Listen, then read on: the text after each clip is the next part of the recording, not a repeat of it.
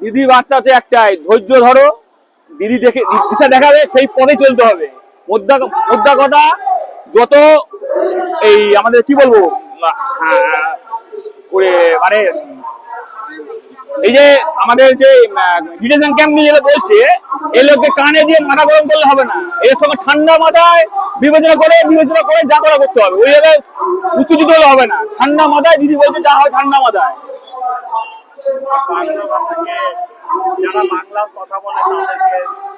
ওর সাথে কি বলবো, ওরা ব্রিটিশদের সময় চামচাগিরি করেছে, স্বাধীনতা চামচাগিরি করেছে ব্রিটিশদের সময়, ব্রিটিশদের চামচাগিরি করেছে। ওদেরকে আমরা পরিচয় দেখাবো?